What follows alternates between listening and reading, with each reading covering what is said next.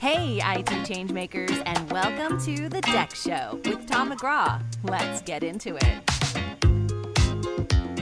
Soccer, as we know, is a game of four quarters, or at least it seems so this World Cup. When I'm personally old enough for this to not be my first remembered USA World Cup or USA as a host nation, but it does feel to me as if it is the World Cup in which America, in particular, has perhaps for the first time taken football, as we call it in the rest of the world, to its bosom, really held on to it with affection and something approaching mania. And we're going to discuss the World Cup in general today, but we're also more specifically going to discuss the interesting effects of the World Cup on the digital workplace, as we have uniquely been able to measure here at Nexthink and present in a brand new World Cup DEX report.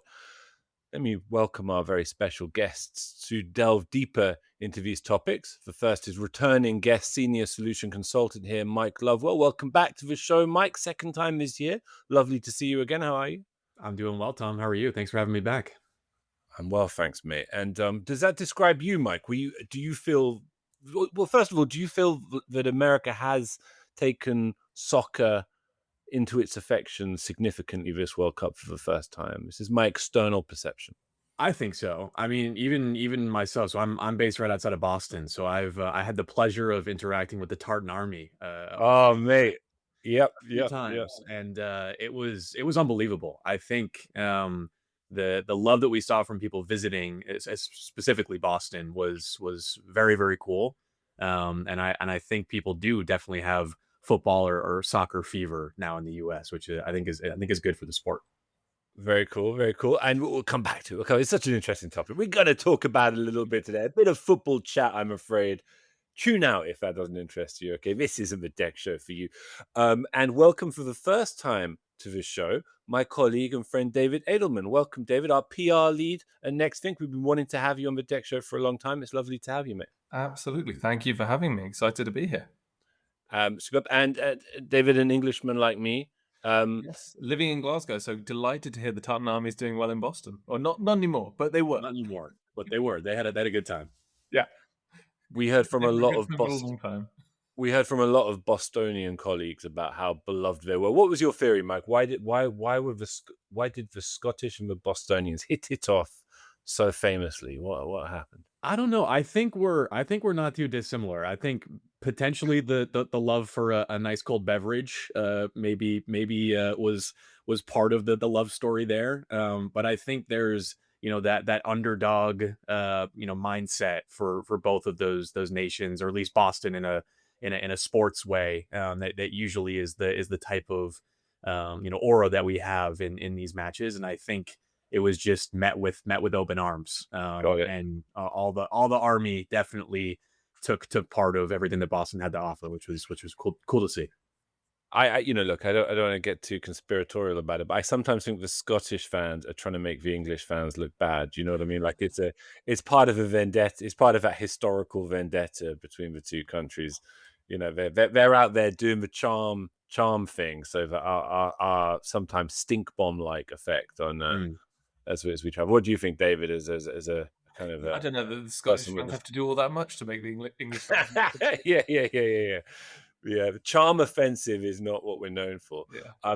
I was going to touch upon this later. Before we get into the very interesting, incredible DEX dimension of this World Cup, I would just like to pause a moment here, rather than at the end of the show, to consider our respective national teams, not including Scotland, David, who, as we know, once again, not in the tournament any longer. But England and the USA, both teams played last night. Now, I must be transparent. By the time this is released, we will have, I think, both played again, right? And it could be, I could be eating humble pie, as it were. England could be long gone. David, we meet Mexico. In Mexico City, I believe. In Mexico City, and it's a 1 a.m. as well. Mm-hmm. Absolutely terrifying fixture. That's just the prospect of staying up late enough to watch it. What's your gut feeling about this fixture, David? I as a semi-insomniac, I've watched a lot of this World Cup, and I've seen quite a bit of Mexico, and they look like a very useful side. I think England. I hate to say it, I think England could be in a bit of trouble, actually. I think it looks like a scary fixture, and one I might be too old to watch. Whereas I think the Americans actually will take the Belgians. I've not been convinced by Belgium, even after the comeback win against Senegal. Well, they're an experienced team. They're an experienced team, the Belgium, aren't they? That's another way of saying old. Yeah, they are, but they've got a good vintage, haven't they? They've got some quality there. USA have home advantage, bit of wind in the sails. True. How you feeling about it, Mike? I feel good. I mean, I think from my perspective, as not the biggest soccer fan in the world outside of the World Cup, I will root for the U.S. But I think eventually both England and the U.S. will not be ultimately victorious at some point. At some point, I'll ride the wave for all of our Nexthink colleagues. I think it's something good to root for, but I have some dark horses that I think might prevail. We'll see. Okay, we'll come back to those later. I mean, look, I think like you, David, I think it's a very difficult fixture on Saturday, a very scary fixture. It looks like a heck of a game, I will say. Anyway, okay, on with the DEX dimension to this, guys. So we've got a World Cup DEX report, and I believe my sources tell me, Mike, that this kind of originates with you to some degree. So how did this come about? How did you come up with this idea? Yeah, I've been lucky to be involved with David over the last couple months, last couple weeks with driving just some different press release items for Nexthink, and through a conversation, we struck an old story that I had in my early years of being at Nexthink, where we were meeting with a financial institution in a pre-sales motion, so they had not yet purchased a DEX solution, but we were going to go in and do a proof of value, proof of concept. And they were struggling. It was like the very tail end of March here in the US, and they were struggling with network issues and people complaining consistently about performance on their devices and just slow performance when they were specifically in the office, which was a bit of an anomaly, right? They said overall their performance was usually okay. So upon installing Nexthink on a handful of devices, we were doing our normal use cases, but we saw an immense amount of network traffic going out to ABC, CBS, Fox Sports, and we started to think about what are people doing, and it lined up perfectly with March Madness, right? The college basketball tournament here in the States, and everybody was streaming the games from their devices while also trying to get their job done. And because the network was not ready for that amount of traffic, everybody's performance was then having issues. So I was telling that story to David and the team, and it was right before the World Cup was about to kick off, which, is tenfold at least from the popularity of March Madness. And we felt like it was a good thing to start to dig into and maybe explain out to our DEX ecosystem. Phenomenal. So it's kind of a collaboration between you both, in fact. Come to you in a second, David, about it, but Mike, how straightforward or otherwise was the methodology around it? Is it difficult to separate with Nexthink people watching the World Cup from any other workday digital activity, or is it super concrete, super transparent, super clear?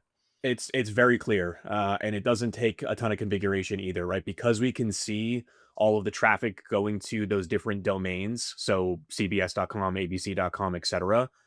We can differentiate between normal business traffic going to SAP or Salesforce or Workday or one of their productivity services, and also the big indicator was the amount of traffic. So just simply seeing the jump from week to week of less than a gig of traffic to multiple gigs of traffic per day per device, we saw that glaring disparity there, and we honed in right on those streaming services. David, I didn't even give you a proper introduction, but obviously, I was too excited to talk about the World Cup, you see, but on the show. But obviously, in a way, one of your big focuses, right, is thinking of ways that we can broaden the DEX conversation in terms of media platforms, in terms of audiences, in terms of just making more people interested in what matters most about DEX. So as such, what stood out to you about these results and about the whole opportunity to analyze this?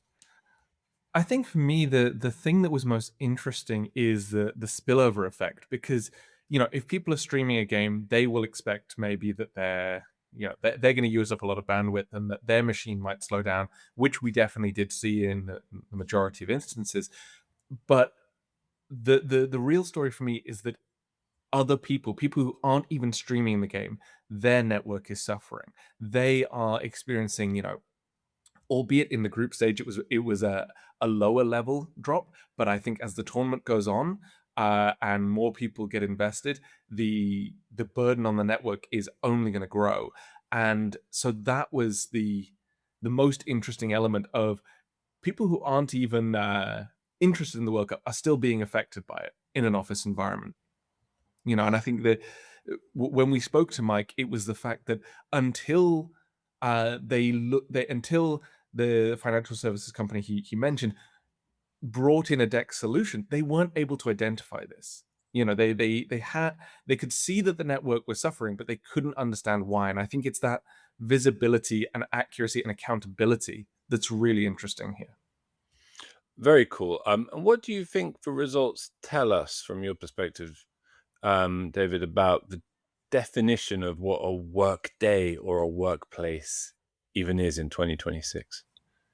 So I think there's two really interesting elements to this. The first is the extent to which the Venn diagram between the physical workplace and the digital workplace is shrinking. It is becoming much more of an overlap. And in a way, the role of IT is changing quite significantly.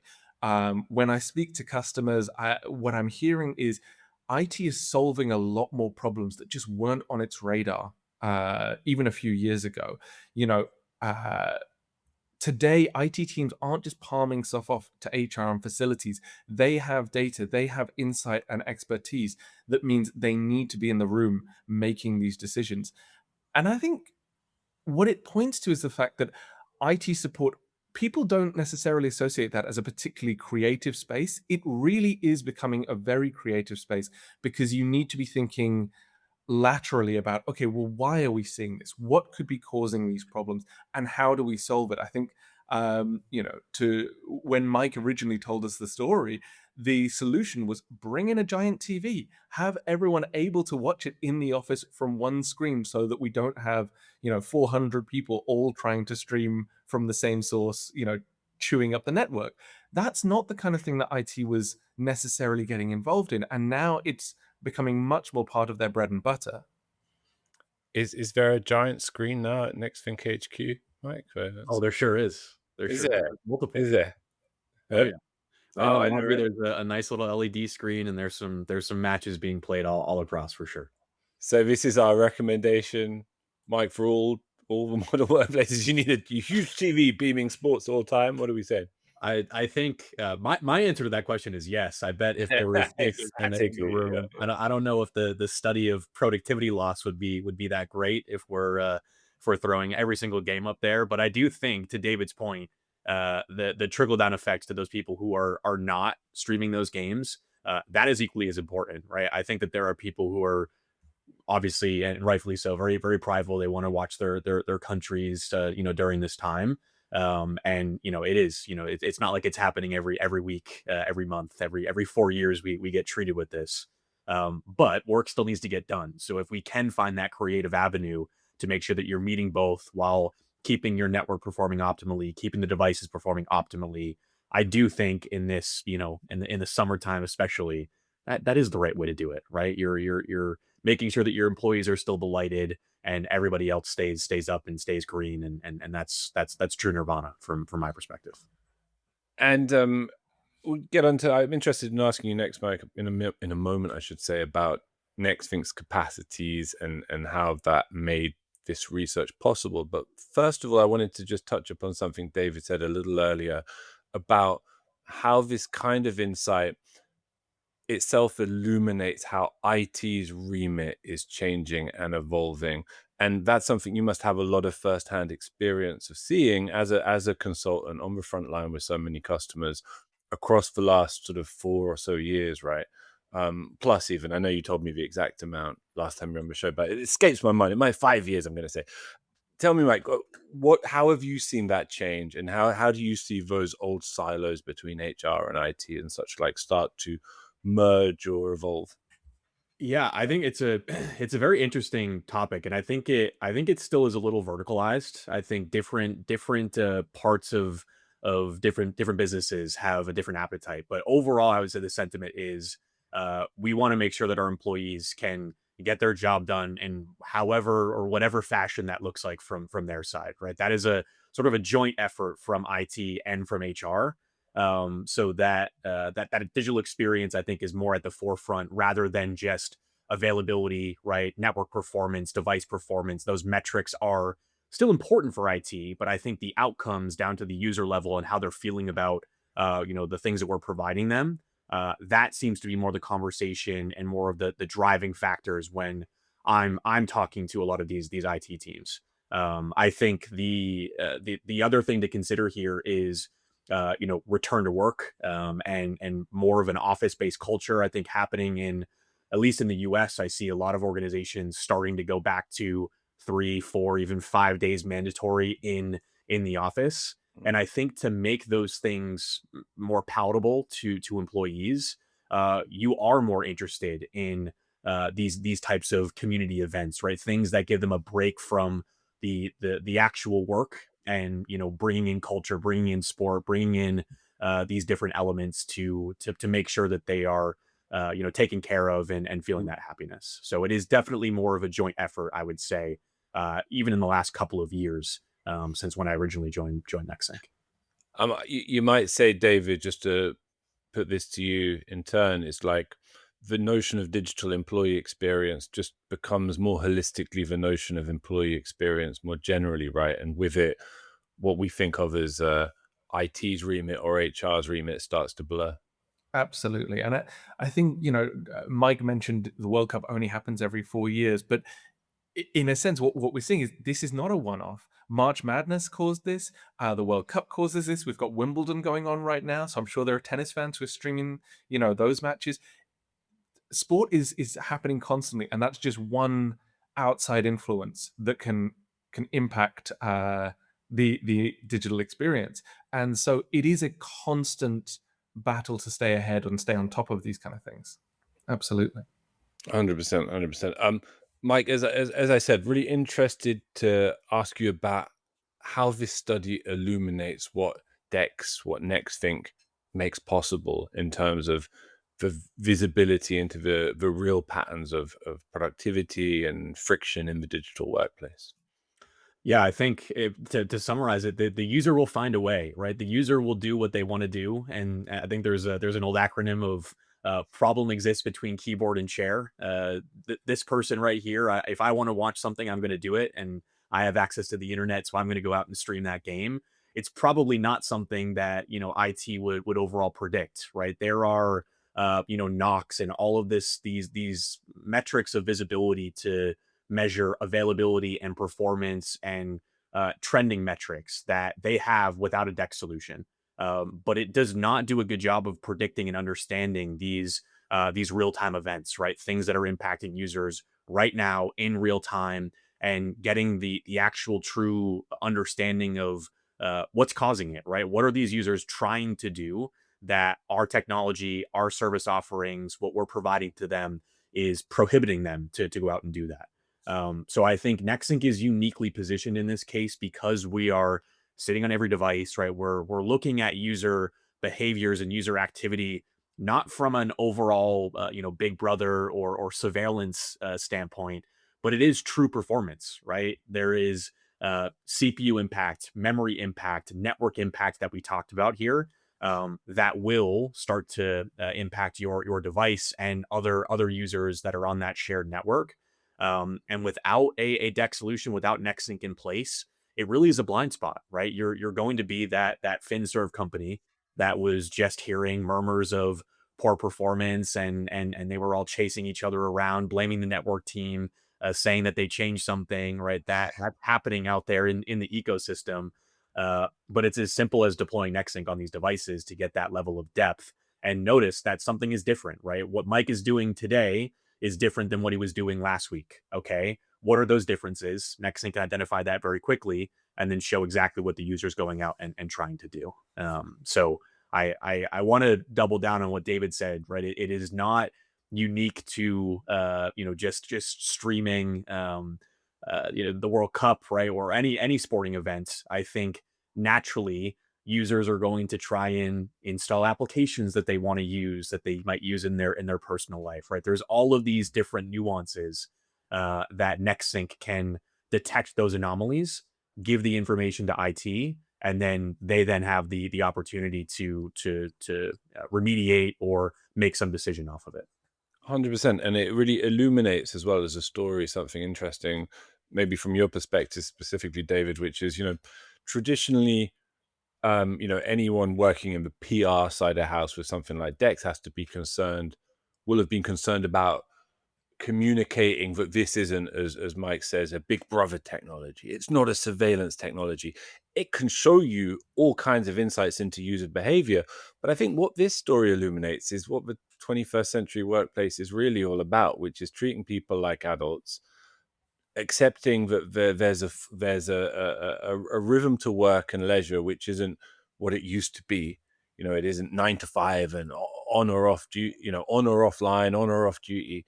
It's much more fluid, and this is technology that illuminates user behavior for the benefits of users themselves, because a mature workplace, just as a mature employee, isn't interested in the former case surveilling people, in the latter case trying to duck off work. We've all got things to do, right? Absolutely. Yeah, I couldn't agree more. I think it really is meeting people where they are and where they're going to be. To echo Mike's point, we're not going to change user behavior, particularly in the office. You may have more control, but people are out there traveling constantly for meetings, for conferences, and so on and so forth. So you have to be embracing the flexibility rather than trying to constrain it. Absolutely. David, I know our capacity as an organization to measure that experience in the workplace is something that excites you as a storyteller. So if you could snap your fingers, what are other usage or experience patterns you think would be really insightful or interesting to look into in 2026? I think it's no secret. The biggest issue in tech right now is AI, and specifically how that is impacting productivity. Earlier this year, we did a little mini research report looking at the amount of time that's being saved across the various Gen AI tools. So without wanting to spoil anything, we're hoping to have more coming out later this year, which will be a bit more of a deep dive into specifically how those productivity gains are coming about, which use cases are generating ROI for businesses and which ones aren't. I honestly feel that right now that kind of insight is a white whale for a lot of companies, because there's been so much investment, but there's still so much uncertainty about, is this a use case which is worth us pushing? Should we be generalizing this? Should we be knowledge sharing around how to do this effectively? Or is this something that where maybe this is not a use case which is adding a huge amount of value, or is only adding value for a very specific subset of employees? And so I think that would be I think, much like many execs around the world, that is my white whale, and I'm hoping to be able to have some data on that later this year. Excellent. And yeah, as Mike was saying earlier about streaming more generally, you can transpose so much of that in even more nuanced and significant ways to AI usage more generally, right? And it's another illustration of how, for the employee's own benefit, a greater degree of visibility, observability is perhaps important for many organizations. David, this isn't the first time you've worked on a research project. You already alluded to some previous ones. What other Nexthink research would you recommend that we could feature in the show notes and could be relevant or interesting for listeners?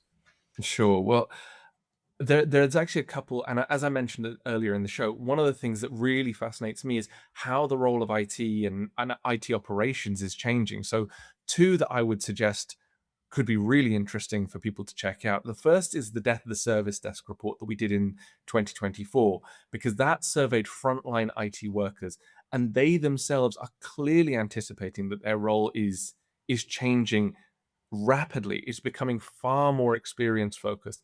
And I think in the time since that report has been released, we've really seen that borne out in the way that IT operations is changing to become much more experience-centric around self-healing IT, around autonomous remediation, and so on and so forth. The second one that I think is very interesting is the science of productivity, the second part, which is where we looked at the future of IT and HR together. We've talked about the fact that IT needs to be dovetailing with facilities management and HR in a deeper way. But for me, the most remarkable stat that came out of that is 64% of IT leaders believe we're going to see a complete merger between HR and IT by 2030, most likely under the umbrella of some kind of experience department, which, when you think about it, is a really profound change to happen in a very short space of time. And it's the story we're discussing today points in that direction, doesn't it? All too clearly. And is the I should know this, right? But is the World Cup DEX report, is it available to listeners? Can they read it? It's a nice report. I've seen it with my own eyes, but I'm not sure if it's online yet. That report may not be available, but there is going to be a piece on the website which people can check out and dig into some of the details. Well, if it's not there in the show notes right now, it will be as soon as it's available. And hopefully you've heard enough about it to whet your appetite, or to satisfy your appetite, as might be the case, might be necessary. Okay, we're not going to let you both go without those official World Cup predictions. So, Mike, you think USA is gonna wriggle by Belgium? So do you, David? I do. I think that's a tough fixture, I have to say, but totally credible possibility. And who would you meet then? Do you know? I don't know. Who's a possibility? I'm not sure. I love that aspect of the World Cup. The sort of sliding doors quality. Yeah. It could be A or B, and we play at this time and this time. But okay, but you don't think you're going to win the whole thing, Mike? You said as much. So who's your tip for the? I'm going Morocco. I think. Wow, that would be so amazing, wouldn't it? It would all love that. Underdog story again. I hopefully, if all things go right, I'll be able to travel there with Nexthink next year. So that's my goal. It would be kismet if that's the case. You're going to need to get there, now with all the streaming that's going to be messing with the Moroccan economy. Okay, that's very credible. It's a very cool tip. I like it. Morocco winning the World Cup. David? I'll just say that Mike is nearly in lockstep with Maya Mamdani, who I think had Morocco-France in the final. And so I am going to take the other side of that. I think it's got to be France. They were brilliant against Sweden, and they didn't even look like they'd gotten out of second gear. There's been all the buzz about Mbappe before the tournament, but Elise, for me, has been the player of the tournament, and I think he's going to break Pele's assist record. He's only one away. I think it's got to be France. Yeah, I completely agree with David, I have to say. But I'd love for you to be right, Mike, and I would love Morocco-France final would be wonderful. France just looks so dang nonchalant, don't they? They just look on a different level to the rest of the world at the moment. Wonderful team to watch. Little too good for my taste, if you know what I mean. Being an Englishman. But hopefully people are listening to this next week and they've seen England scrape by Mexico.